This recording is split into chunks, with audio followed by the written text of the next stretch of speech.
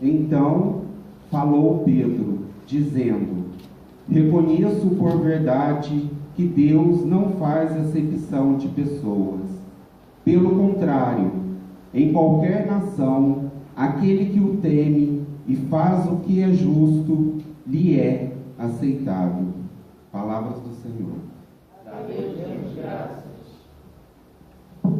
Dá para ouvir isso aí?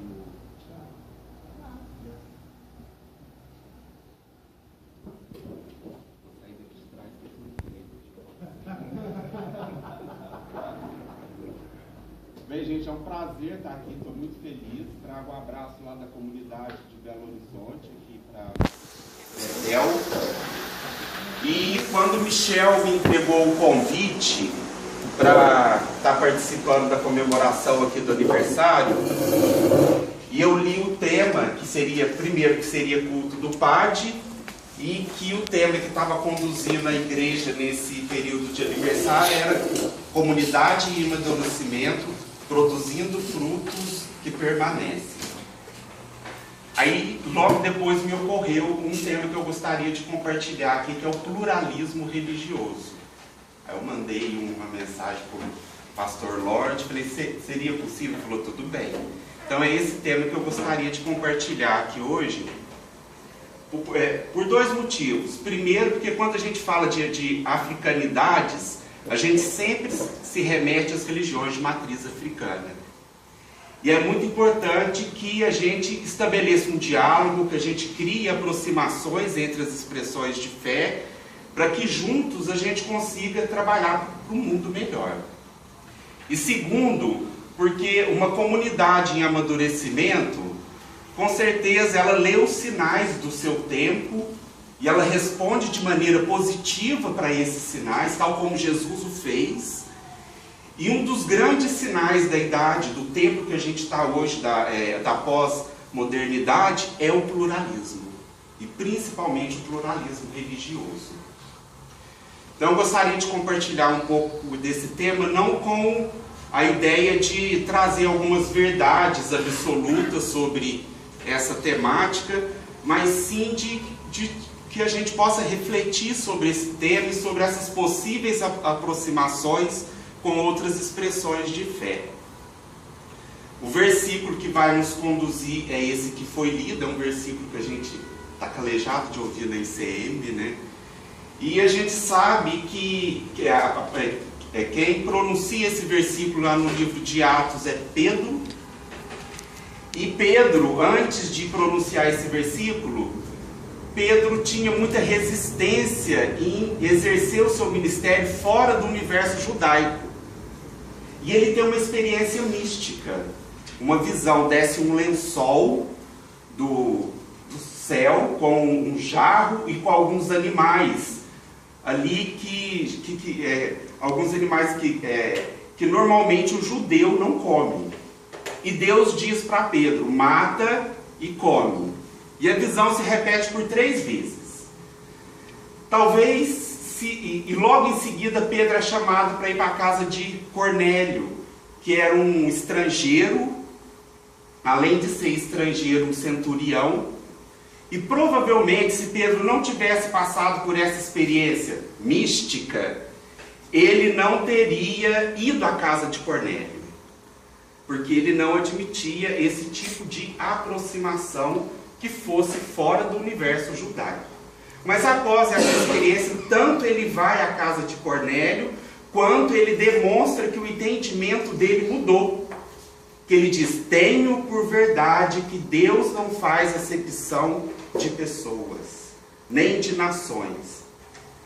Se a gente for entender a pessoa como aquele indivíduo dentro de uma sociedade, trazendo para hoje, ou seja, um sujeito que tem na constituição da sua identidade várias matizes religiosas, a gente pode extrapolar e dizer que Deus não faz acepção de religiões.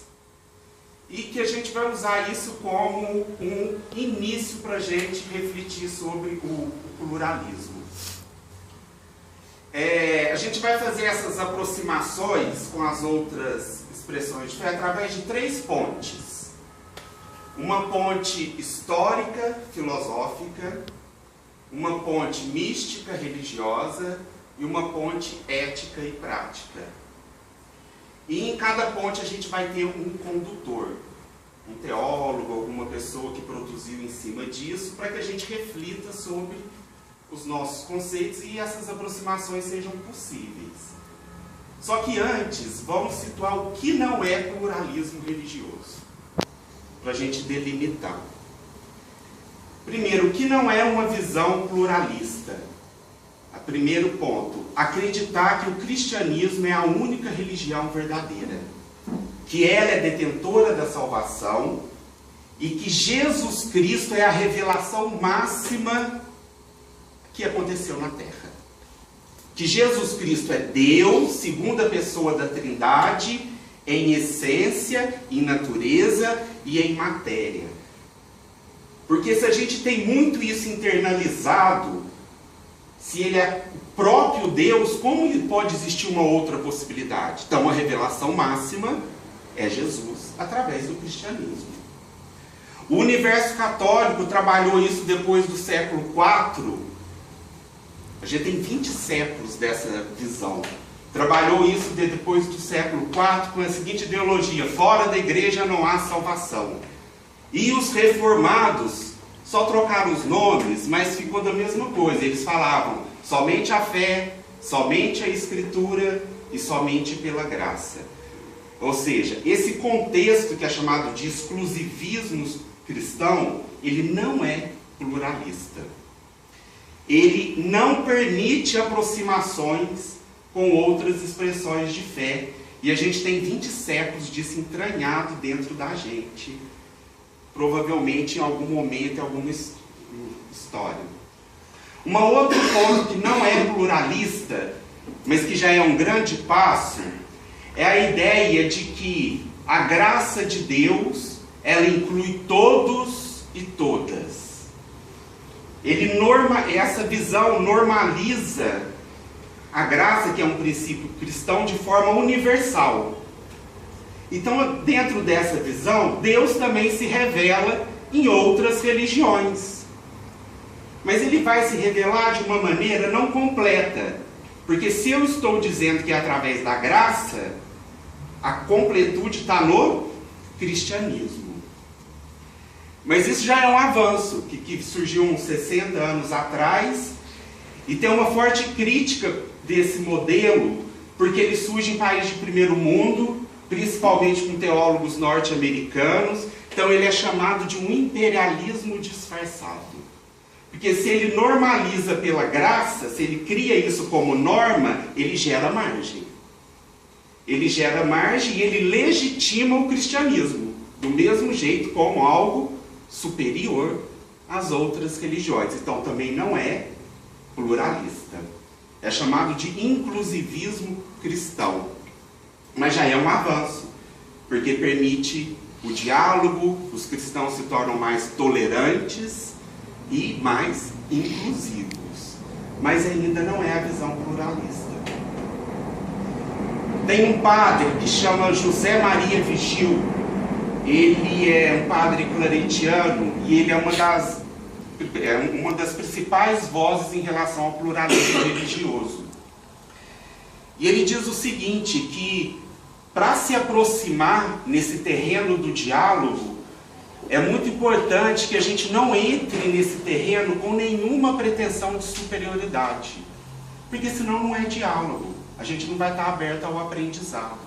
E se o cristianismo é a religião do amor, ele tem como imperativo ético o diálogo.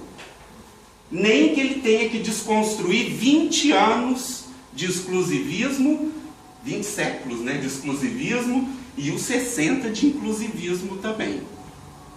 Porque senão, ele diz o seguinte, o diálogo fica diálogo entre surdos que têm capacidade auditiva. Ou seja, não tem local de existir. E ele coloca que é muito importante que as comunidades que se propõem a dar esse passo em direção a esse novo paradigma pluralista, que ela comece um diálogo interno dentro das suas próprias comunidades, revendo a sua liturgia, revendo os seus dogmas, os seus conceitos, em que ponto que ela está, se realmente ela vai querer dar esse passo ou não.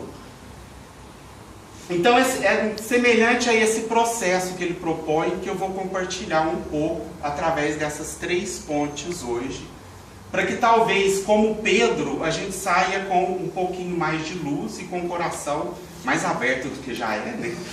Em relação a não fazer acepção de pessoas. Então vamos para a primeira ponte, que a gente vai caminhar discutindo um pouquinho, compartilhando essa questão do pluralismo. A primeira é a ponte ética, a histórica e filosófica. Quem vai nos conduzir nessa ponte é um teólogo presbiteriano que chama John Hickey. Esse teólogo, ele se juntou, ele era fundamentalista, clérigo da igreja presbiteriana, e ele foi para Birmingham, eu acho o nome, não sei pronunciar direito.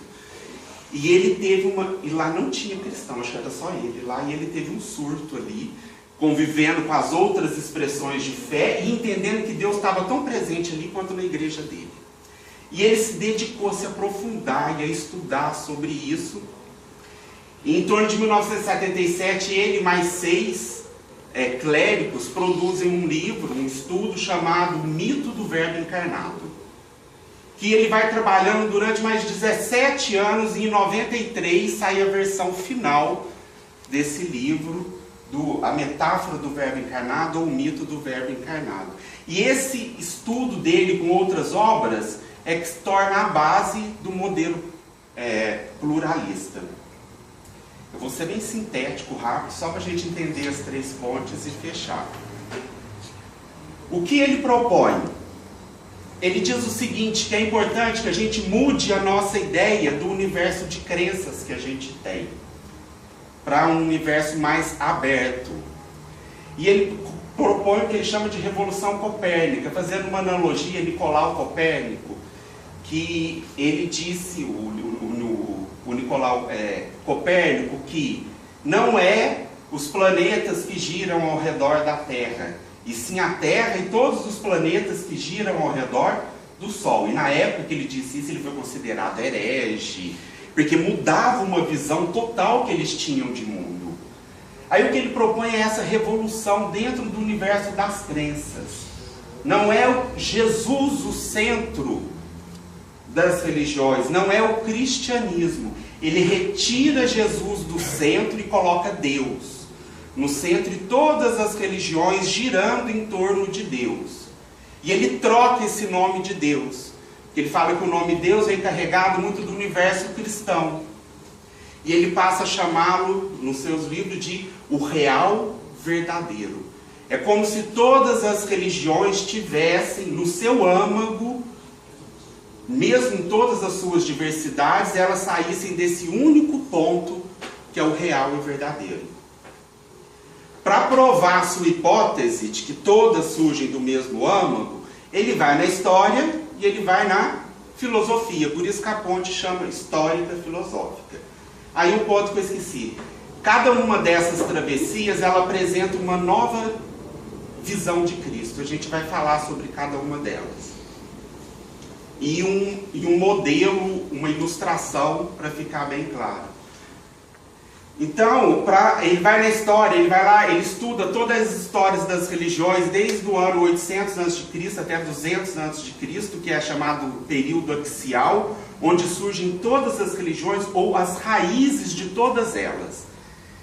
E desse estudo, resumindo, ele entende o seguinte, que todas elas instigam o ser humano a sair de um caminho autocentrado em direção ao caminho do real e verdadeiro.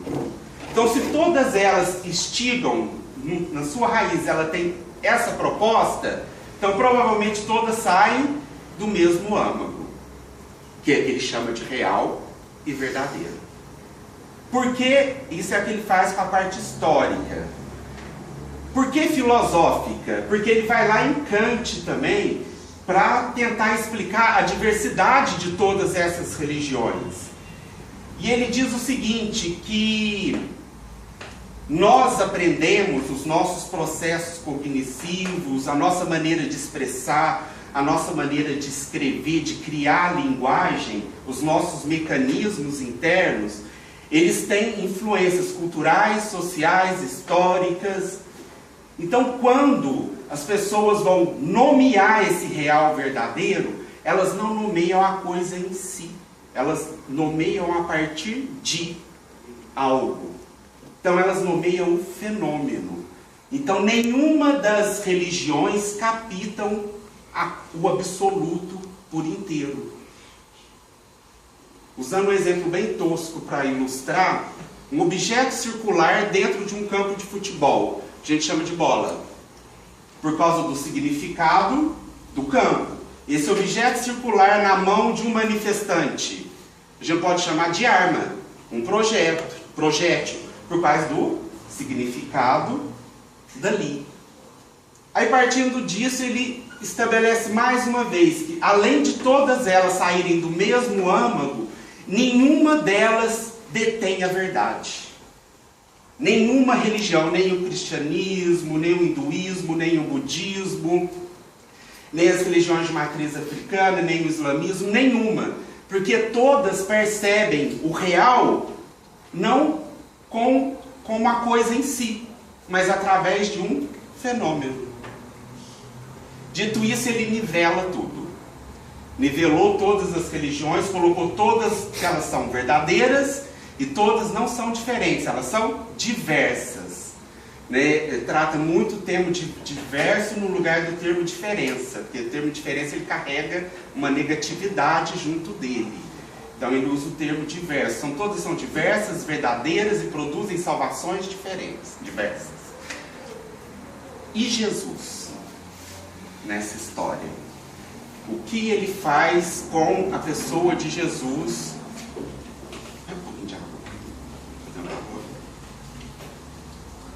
Como ele apresenta Jesus? Primeiro, ele vai pegar todas aquelas afirmações que geram o exclusivismo de que Jesus é o Filho de Deus, Jesus é o Verbo encarnado, de que eu sou o caminho, a verdade, a vida, ninguém vai ao Pai senão através de mim. Eu e o Pai somos um só. Ele pega tudo isso e desconstrói inteiro, utilizando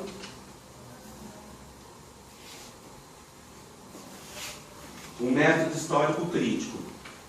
Ele diz que tudo isso é linguagem poética. E que essa linguagem, ela diz muito mais de quem escreveu do que do próprio Jesus. Tal como ele disse antes na ponte lá da filosofia. Então, por exemplo, afirmar que Jesus é filho de Deus tem muito significado dentro do universo judaico. Afirmar que Jesus era filho de Deus, ou seja, a pessoa, ela está vendo em Jesus uma relação dela com Deus. Então, os judeus viam essa relação em Jesus, os judeus, ou as pessoas daquela época, uma relação com Deus. E que também essa afirmação, ela tinha um caráter subversivo para aquela época. Não sei se vocês lembram aquele texto, acho que foi da semana passada, do lecionário, que Jesus pergunta para os discípulos: e vós, quem dizeis que eu sou? E Pedro diz o seguinte: tu és o Cristo, o Filho de Deus. Tem esse texto nos 4 evangelhos. Aí ele pega esse texto e diz o seguinte, o texto é situado em Cesareia de Filipe. Em Cesareia de Filipe tinha sido construído um templo para o imperador da época, para Augusto, um templo que Herodes ergueu. Quem recebia o título de Filho de Deus eram os imperadores. Quando o texto foi escrito, o futuro imperador daquela região, Tito, havia destruído Jerusalém, desmantelado todo o judaísmo.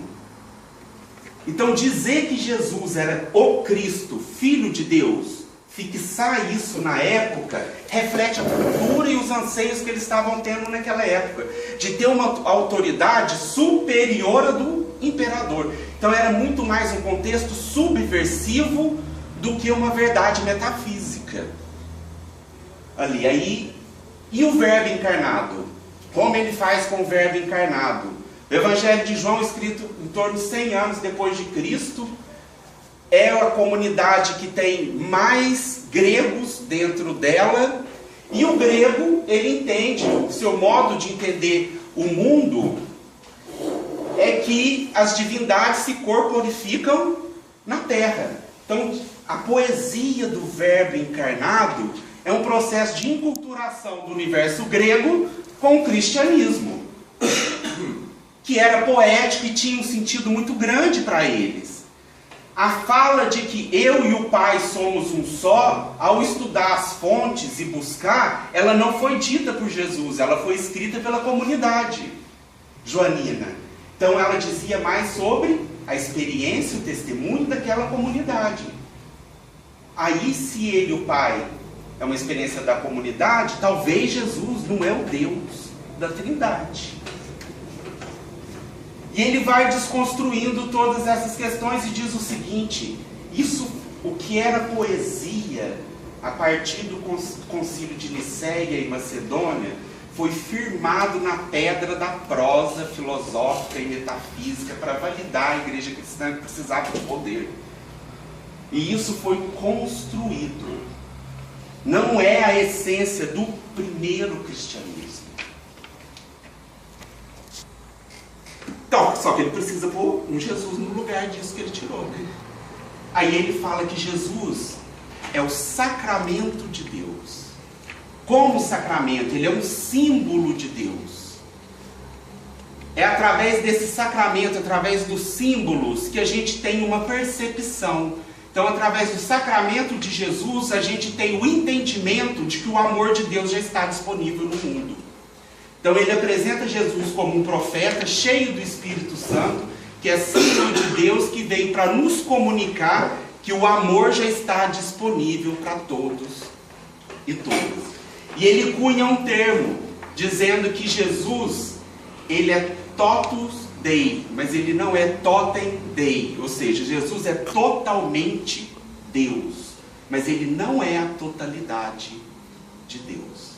Então essa é a ponte histórica, filosófica, que para tentar acabar com esses 20 anos de exclusivismo e um pouco do inclusivismo e fazer com que a gente abaixe um pouco o tupete ao se aproximar mais de outras religiões. A outra ponte que a gente vai trilhar, essas pontes são só coisas didáticas para a gente entender. A outra ponte é a mística religiosa. Quem vai nos conduzir nessa ponte é um padre jesuíta que chama Raymond Panikkar. Ele é filho de uma mãe católica e pai hinduísta, doutor em química, história, teologia, não tinha nada a fazer, né? Química, história, teologia, filosofia, né? E ele descreve a trajetória dele da seguinte maneira: ele andou muito pelo mundo. Eu sou cristão, eu saí cristão, descobri a mim mesmo como hinduísta, voltei como budista sem deixar de ser cristão. E hoje eu sou um cristão hinduísta, cristão como substantivo e hinduísta como adjetivo, que qualifica Jesus em mim. E ele vai apresentar, e ele diz o seguinte: por que é mística e religiosa? Porque ele fala que somente através das experiências místicas as pessoas podem ter a certeza de que Deus é mais do que aquilo que ela acredita, do que mais do que a religião construiu, qualquer religião. Aí ele cita vários místicos, um místico cristão que é o Mestre Eckhart, que diz que todos os místicos, todas as pessoas que têm uma experiência mística, ela descobre, tal como Pedro, que Deus é maior. E ele apresenta uma ilustração só para colocar o pensamento dele, essa visão pluralista dele. Imaginem várias encostas, com vários caminhos, chegando numa planície. E essa planície tem vegetações variadas nela. Então cada caminho chega num lugar da planície que tem uma vegetação, um fruto diferente. Aí ele diz que esses caminhos vão para um lado, para o outro, mas que chegam na planície, são as religiões. A planície não é Deus. Ele diz que a planície, essas religiões, elas têm caminhos diferentes, vão dar em lugares com frutos diversos, vegetações diversas, e que se eu estou num caminho, eu não consigo falar nada do outro, porque eu só vejo o meu. Então, para eu me aproximar do outro caminho, eu tenho que sair do caminho que eu estou e ir para o outro caminho. Senão, eu só estou enxergando o meu. Eu não consigo ver o outro. Uma outra maneira que ele tenta explicar isso é o seguinte: quando a gente olha o céu, já tem uma visão do todo. Mas se eu pegar um telescópio e olhar com suas lentes de aumento, eu vou ver uma parte de maneira mais clara. Só que eu perco a visão do todo para eu ver a parte. Aí ele diz que cada religião tem seus telescópios, com suas lentes culturais, históricas, e que para que eu aprenda um pouco mais de Deus, que ele também vai trocar o nome de Deus, é preciso que eu olhe com o telescópio do outro. Que eu experimente religiosamente, misticamente, culturalmente e historicamente a vivência do outro. Para que eu consiga uma aproximação e um diálogo. O que ele chama de Deus, ele chama que Deus é uno e vário, que Deus é essa montanha toda, com esses caminhos, com essa planície diversa. Porque ele fala uno e vário? Uno, porque isso tudo é uma unidade só. Aí ele diz que Deus, ele surge da fecundação mútua entre o homem, o mundo e ele mesmo. E que o homem e Deus estão em cooperação construindo a história. Como Deus é uno e vário, essa cooperação ela vai se manifestar de forma diversa no mundo. E ele até dá um nome para isso. Ele fala que Deus é uma realidade cosmo de mundo, tel de Deus e ândrico de homem. Realidade cosmoteândrica. E que a gente só experimenta essa fusão das três pela via mística.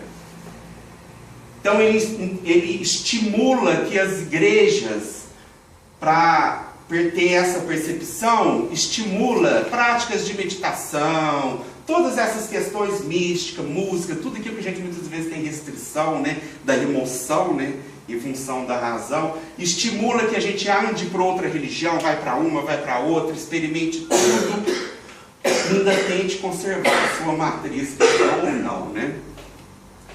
E ele diz o seguinte, que é importante que a gente tire do nosso dicionário a palavra sincretismo, porque ela ficou pejorativa. Ela é indicativo de algo menor, de algo impuro, de algo construído por partes. E ele substitui essa expressão por uma expressão de dupla pertença, no caso da Umbanda, que ela tem uma dupla pertença, ou múltipla pertença. Ou seja, quem tem dupla pertença, múltipla pertença, tem um conhecimento maior de Deus de quem tem uma pertença só. Ele vai cunhando esse termo pluralista. E que esse Deus uno e vário, se ele tornasse o caminho dele como se fosse um só, ele estaria fazendo algo contrário à sua própria inteligência criadora e à sua própria criatividade. Então os caminhos são vários. Plurais, todos verdadeiros, todos com sua força e originalidade e salvação. Aí vamos para outra, a última, para a gente encerrar. A outra é a ponte ética e prática. Acho que a gente conhece um pouquinho mais dela. E o interessante dessa ponte é que a maioria dos condutores dela são da América Latina, são teólogos, tem um universo muito grande. Tem um que chama Marcelo Barros, quem tiver a oportunidade de conhecer, ele é um padre que tem uma visão bem ampla dessas questões, o Leonardo Boff e por aí outros. O que eles dizem? Pela visão ética, vamos igual Jesus disse, uma árvore boa ela tem que dar frutos bons. Então vamos olhar para trás, a história das religiões. vamos analisar os frutos das religiões do cristianismo. E ele percebe que a visão exclusivista do cristianismo produziu o quê? As cruzadas, sexismo, escravidão, o próprio Inquisição, nazismo. O nazismo ele é validado na visão exclusivista cristã, que ele até pode produzir algum fruto bom, mas individualmente, quando a pessoa se permite se esvaziar para se aproximar de Jesus. Mas que no âmbito coletivo, os frutos são todos péssimos, podres e os piores possíveis. Então que os cristãos do hoje, eles têm uma obrigação ética de olhar para trás. Por isso que ela chama ética.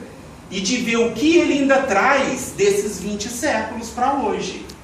Que ainda tem tempo de mudar. Aí por que chama prática? Visão prática do cristianismo. Porque não tem importância a ortodoxia. Não tem importância os dogmas, não tem importância se Deus é real, verdadeiro, se é univário.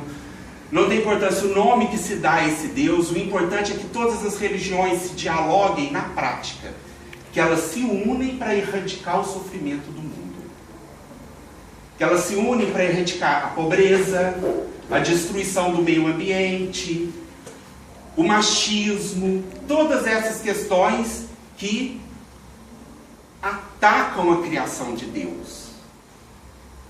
E ele vai no Jesus histórico para validar. O Jesus que ele apresenta para essa aproximação prática é o Jesus histórico, chegando a afirmar que o Cristo da fé não tem validade nenhuma hoje para o cristianismo, a não ser para os fundamentalistas, que não tem nenhuma validade. O ideal é que a gente aprenda com o Jesus histórico. E o Jesus histórico não queria formar igreja, não queria formar uma religião, tanto que todas as parábolas que ele conta, igual se a gente pegar do bom samaritano, quem ele diz que é o próximo, quem ele diz que exerceu de misericórdia, quem ele exalta, não é o levita e não é o sacerdote. Outro ponto, a fé que Jesus elogia são duas fés somente no evangelho todo. É da mulher cananeia e a do centurião. Que ele exalta, diz para a mulher cananeia, a sua fé é muito grande. Do centurião fala que ele não encontrou em Jerusalém ninguém uma fé daquele jeito. São pessoas que não tinham os princípios, os dogmas e as doutrinas religiosas. E assim, se você for olhando a vida de Jesus, Jesus tinha muito mais o interesse na prática. Tanto quando ele vai se dizer quem ele é, ele diz, acho que foi na primeira leitura, que Deus o ungiu para que ele leve as boas novas aos pobres. Eu não lembro o versículo todo, mas esse versículo ele traz a prática cristã. E que das 112 vezes que se cita nos 4 evangelhos,